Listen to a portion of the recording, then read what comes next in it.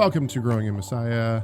My name is Caleb, and we are going to have a very special guest today. He's already with us.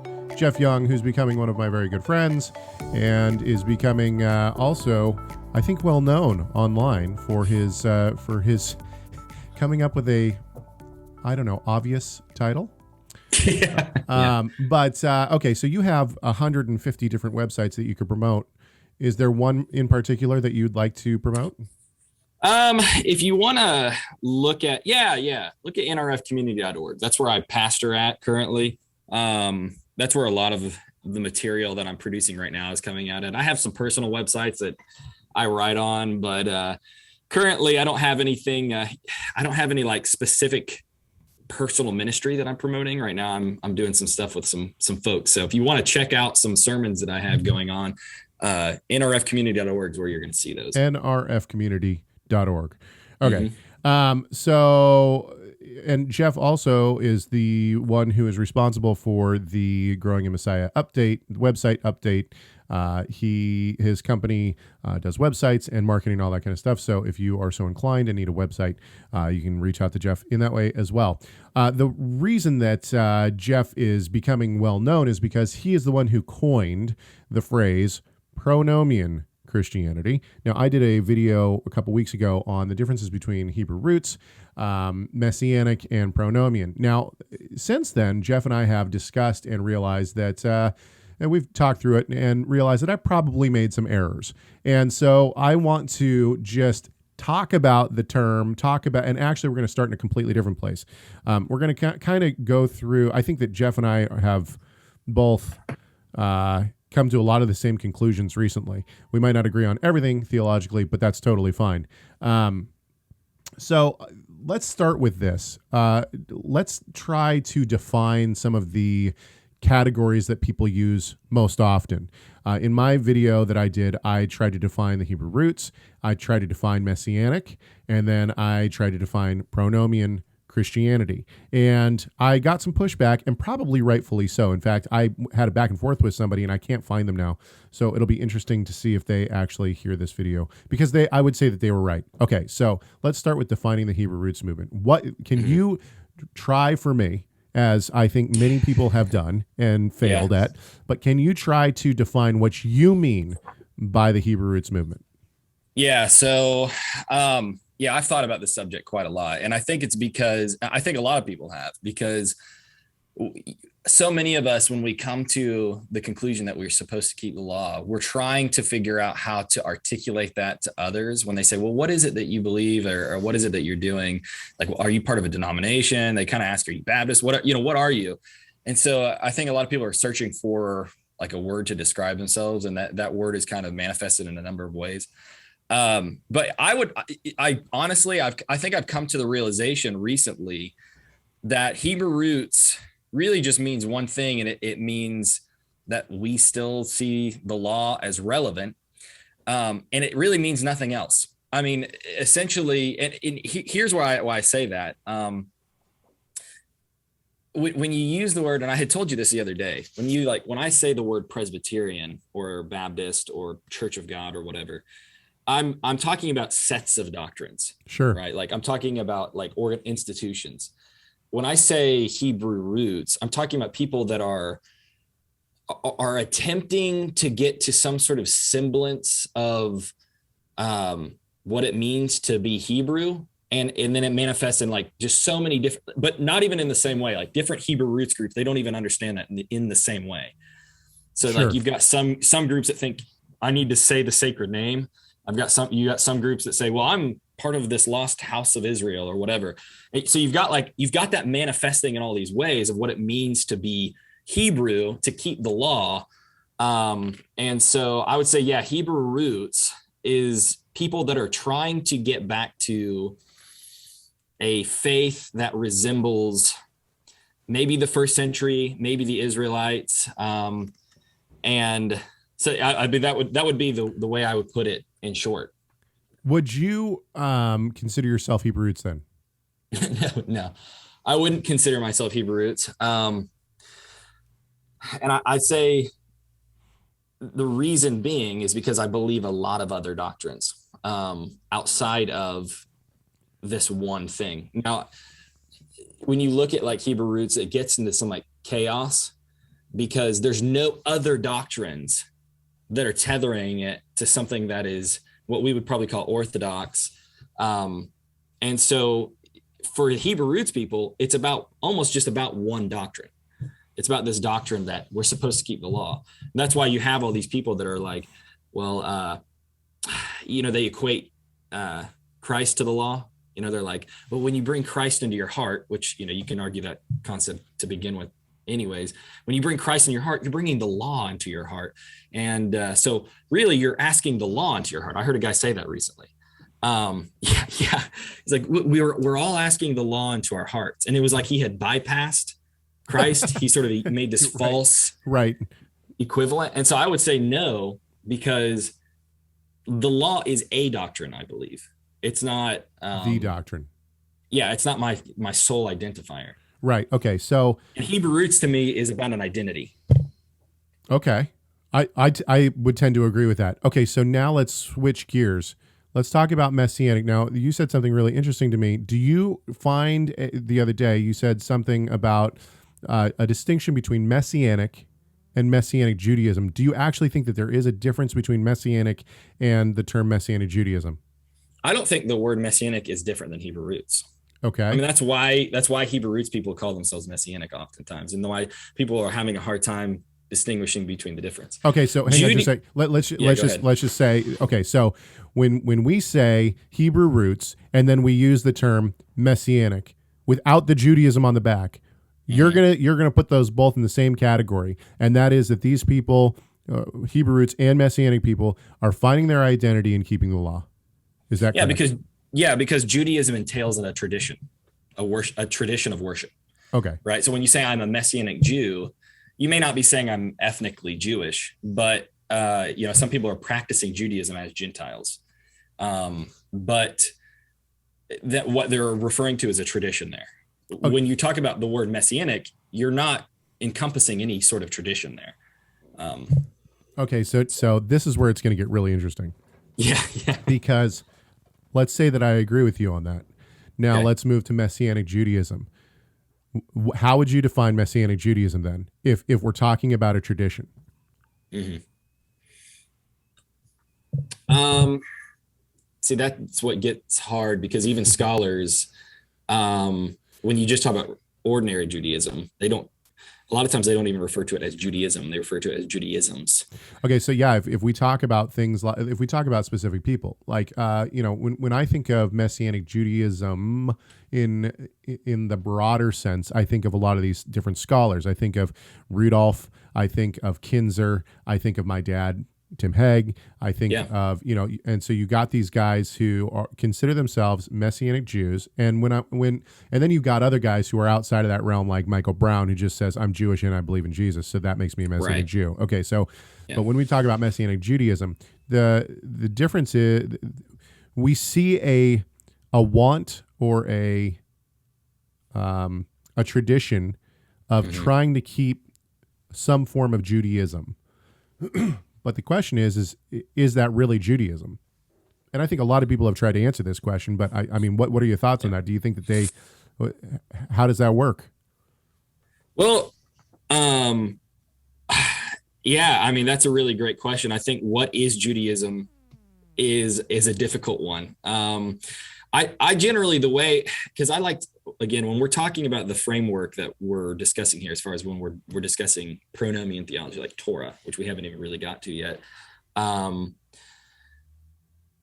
what constitutes Jewish tradition? I think I would try to simply define it as what represents historical Judaism. Now that may look like Reformed, that may be conservative, it may be Chabad, but it's, when we're talking about Messianic Jews, they are practicing what I would say is Christian doctrine through the lens of Jewish practice. Rabbinical Jewish practice. Yes.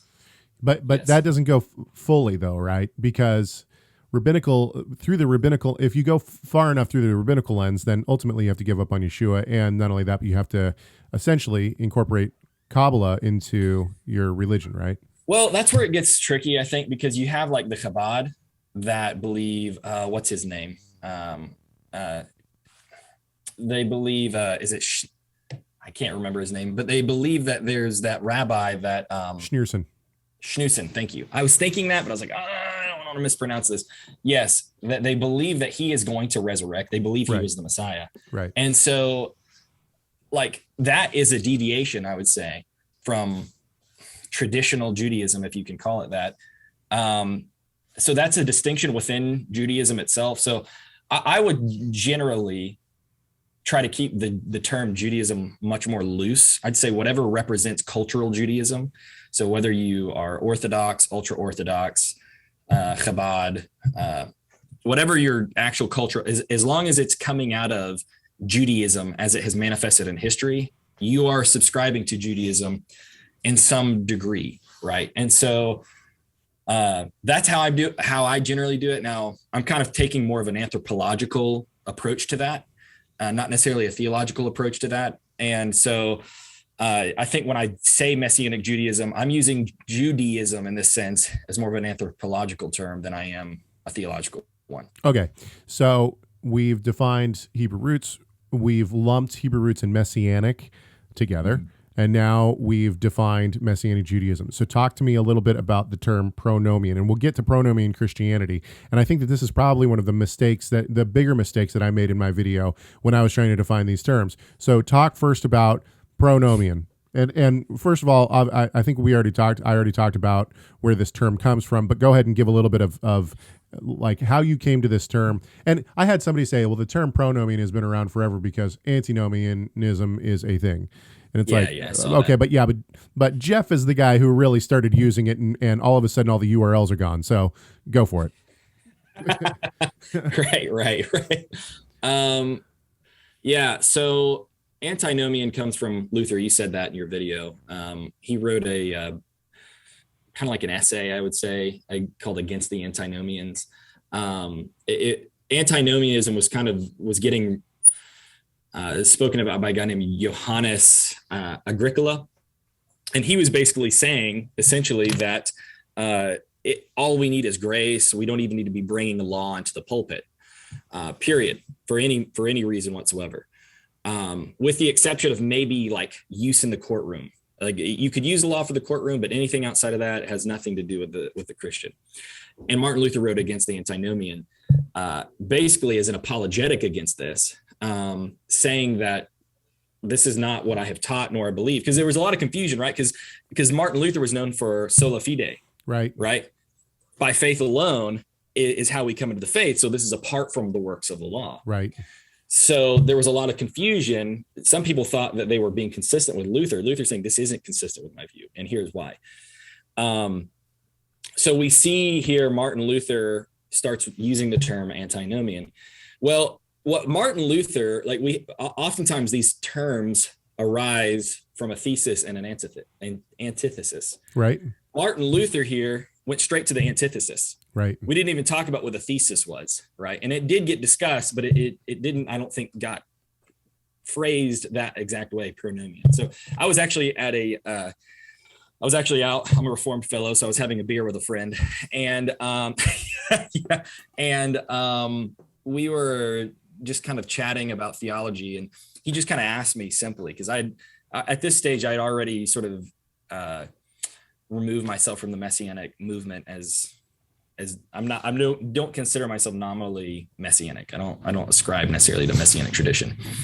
And so he had made a comment to the effect of, what would you call yourself? And I said, I kind of thought for a second, I was like, well, I would just say I'm pronomian, right? Because my mind immediately goes back to Luther's defense against antinomianism. I'd say, well, I'm pronomian.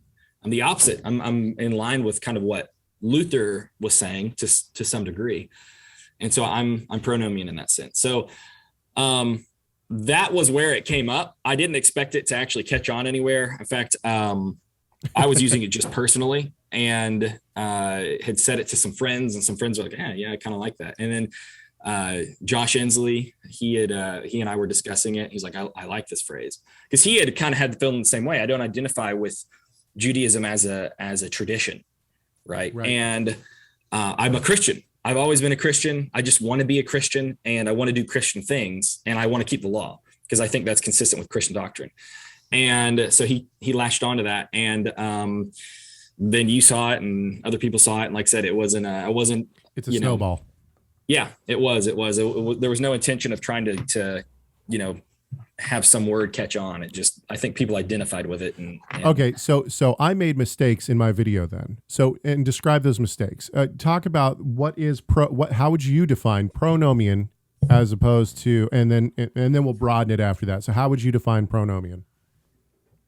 Yeah. So pronomian, pretty simply, is the idea that the law has use. It's not a statement about culture in the same way that Hebrew roots is, right? Or Messianic in this. It's not a statement about culture. We're talking about theology here. It's a statement that says, I am for the law, right? I'm for keeping the law, and that it has relevance to the Christian life. Okay. Where I think that maybe some people, and it's been a minute since I've seen the video, but where I think that you had said you had tied it in with Trinitarianism. Yep. I think you had tied it in with the 66 book canon. And Sola Scriptura, yes.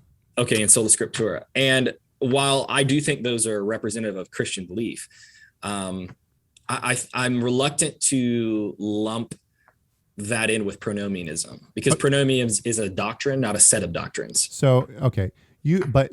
And maybe you have gone too far now that I've refined my understanding of your belief. Maybe you've gone too far by saying that it's a Christian theology, because we could say that Judaism, that is unbelieving Judaism, is pronomian, correct? Sure. Yeah. Okay. Yeah. That's a fair statement. So the idea of pronomian would simply be that the Torah or the law has bearing on the living out of faith, no matter what faith that is.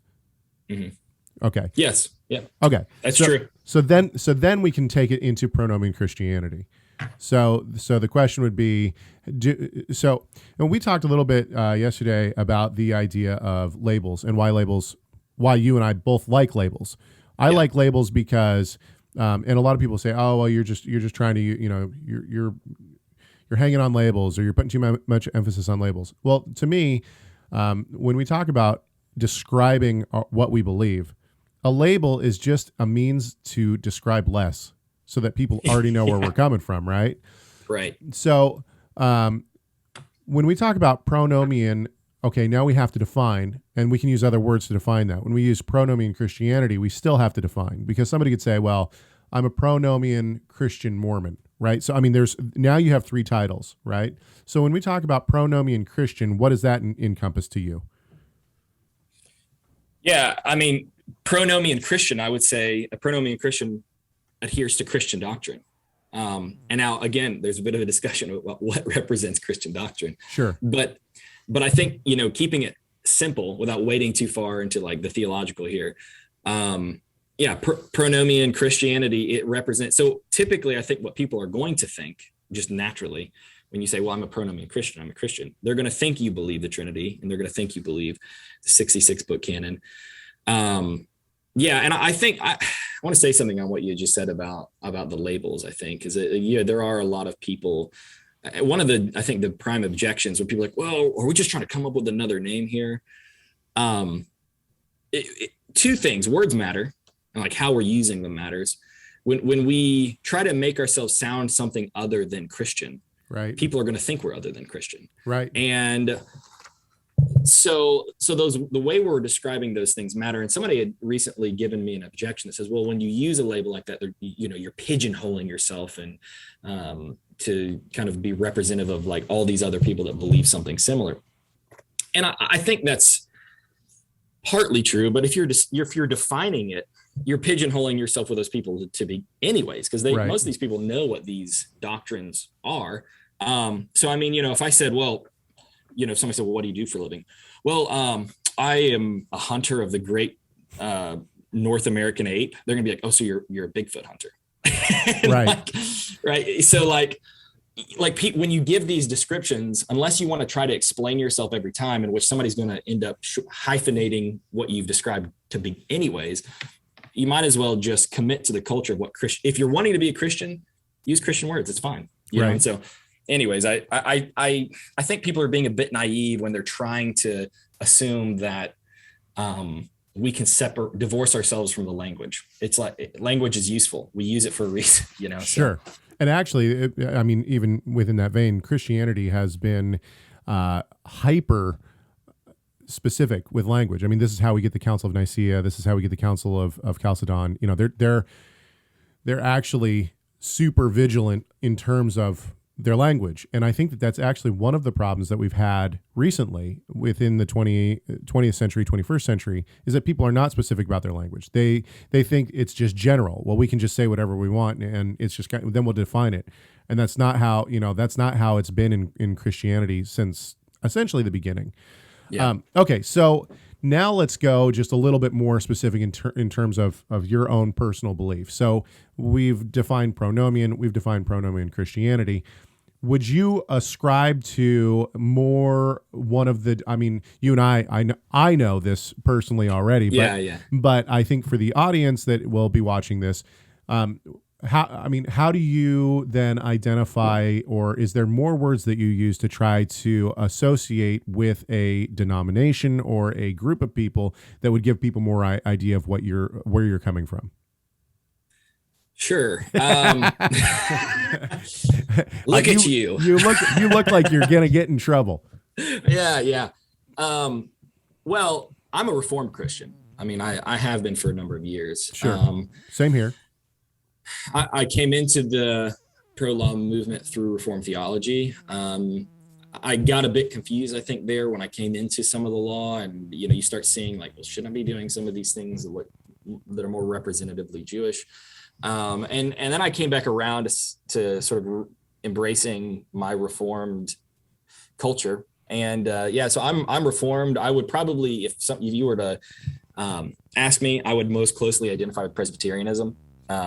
Personally, it's a tongue-full, by the way. If you say pronomian Presbyterian, you got a lot of P's in there. Yeah, you do have a lot of P's in there. I generally, when we talk about pronomianism, I don't even typically, when I describe myself, I don't put pronomian on top of it. I just say, well, I'm a Reformed Christian. And then if somebody asks me about the Sabbath or somebody asks me about the dietary laws, I'll say, well, that's reflective of my pronomian theology, and I just say, oh, I'm a pronomian Christian. I keep the law. I typically, if somebody's like asked me what I'm part of or what Christians identify with, I'd say, well, I'm a Reformed Christian. And then if we got more specific, I would throw the pronomianism out there, but I don't usually lead with that one. So Presbyterian is not really, you're not going to be using that as a definer in when speaking with people. I would only be reluctant to use Presbyterian because I'm not a member of the Presbyterian denomination. So let me say this: if there was a Reformed, it wouldn't even have to be Reformed. If it was a Protestant, a solid Protestant denomination that had formed and pronomian theology was sort of encompassed within that, I would call myself whatever that denomination was. So I'm only reluctant. I'd say I identify with the Presbyterian theology, or I identify with Reformed theology. So I mean, that's why I typically don't use the word Presbyterian. Because I am now leaning very Baptist, but also in some respects Presbyterian. So I'm more Baptist than Presbyterian.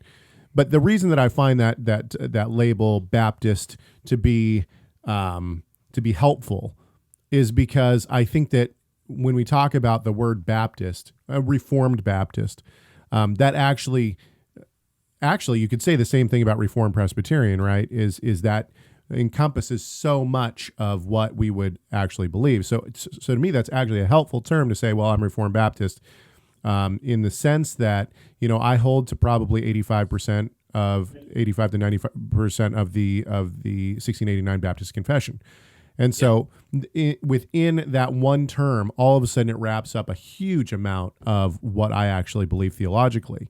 Pronomian, as you have already stated, and the more that, honestly, I think that one of the things that you and I have done has been able, and others as well, not just us, but, Inslee and other guys, as we've had these kind of conversations, we've kind of attempted to define, okay, well, let's pull back from the idea of what I initially said was pronomian, and let's actually just make this more of a broader term so that we can, it's a theological marker now, as you've said. And now this can be pulled into other things like, okay, well, if we're going to say that, now I can just use the word, Reformed Baptist pronomian, and that's actually going to switch some things, because I think that for you and me both, I don't know, we actually have not talked about the sacraments in terms of baptism and communion. I don't know what your stance is on communion, and we'll probably talk about that. I think we're going to do another video where we'll get more specific about some of these little beliefs in terms of what we believe. But when we talk about communion, I personally believe that communion, or the Lord's Supper, is done once a year on Passover, and this is going to be the biggest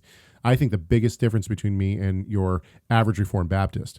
Right. And so that obviously, when I say pronomian, that's going to change that section of. I don't know if the biggest difference. I wouldn't say that's the biggest difference. Yeah, Circumcision, you might be right? Okay, fair, fair enough. Right. Yeah, circumcision is probably the biggest.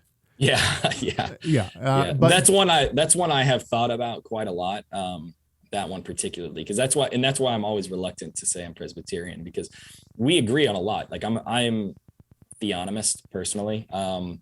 I have an optimistic eschatology. I'm not quite on with post-mill, but I definitely can see the merits of having an optimistic eschatology.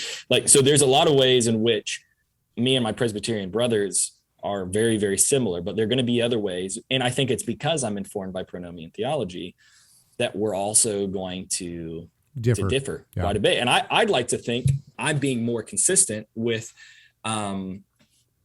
Reformed theology with regard to my pronomian position. I mean, there was a lot of discussion within the 1530s about they didn't use the word pronomianism, but what does the place of the law have in the place of the Christian's life? And they were having this discussion saying, no, this is applicable to not just the civil sphere, right? That we're supposed to be civilly using this, but we're also supposed to be using this as a means to get people to the gospel. Yeah, you're talking about the threefold uses of the law. Right. Yeah. Exactly. Yeah. And then the last one being up for, I think, more debate was the personal use of the law, the Christian life. Right. And which a good Presbyterian, R.C. Sproul, actually upholds, right? I mean, when he was alive, he upheld the third use of the law. Yes. And boldly upheld the third use of the law. Yeah, definitely. And so I'd like to think that I'm trying to be as consistent with the theology in the same framework that Martin Luther was using. Martin Luther believed that the law was still relevant. He just didn't think it was relevant for justification. Right. Right. And so it's about placing the law in its proper place in theology, not putting it somewhere within soteriology or justification, but placing it where it belongs, in that it's a restraint in society for the unbeliever, that it acts to punish people that are committing crimes. I mean, there's ways in which the law is lawful to use, what Paul is referring to here, and so yeah, I think I'd like to think I'm more reformed than they are. Right. All right. Well, we're going to leave it there for now. We will talk about coming back and doing another video. I actually have some fun questions for you in terms of specific Christian theological beliefs that I think that you and I might differ on. You actually brought up in this video post-mill, which I don't hold to. I hold to pre-mill, and so we could talk a little bit about that. I'd also like to talk about some of the other finer points of Presbyterian versus Baptist, because as I've looked into that, I've realized Presbyterian and Baptists really are very close. So I think that you and I are probably extremely close in theology. There's probably just one or two things that would probably separate us, especially if we both hold to pronomian theology, which we do. So we will be, if you're interested, for our viewers, if you're interested in questions that you would have for Jeff or anything that we've talked about, please send us emails or leave them in the comments on YouTube. And if we do another video, we will possibly get to some of your questions. Thank you, Jeff, for coming on to Growing in Messiah and doing this video with me. Appreciate it. It's been fun.